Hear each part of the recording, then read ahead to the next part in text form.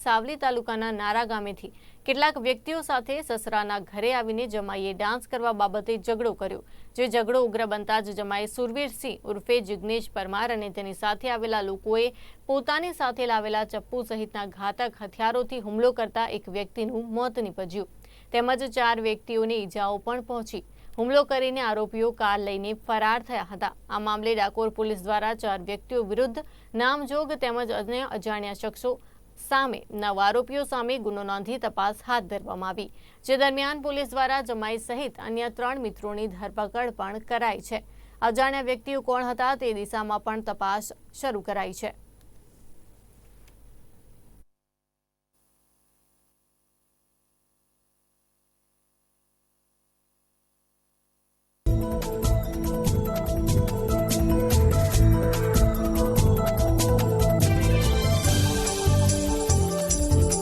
ડાકોર પોલીસના જે મોરામલી ગામે 2 દિવસ પહેલાં ઝઘડાની અંદર મર્ડર થયેલું।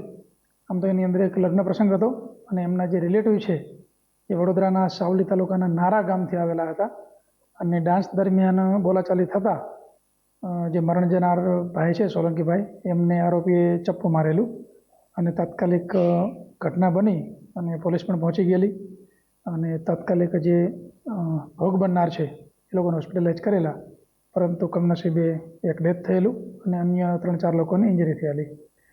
ફરિયાદ દાખલ કરી તાત્કાલિક અલગ અલગ ટીમો બનાવી અને આરોપીઓને પકડવા માટે વડોદરા પોલીસનો પણ સહકાર લીધેલો અને જે નામજોગ 4 આરોપી છે એ 4 આરોપીને પકડી લેવામાં આવેલા છે અને અન્ય 3-4 જણા અજાણ્યા જે આરોપીઓ છે એ કોણ છે એ માટેની આગળની બધી પૂછપરછ ચાલુ છે।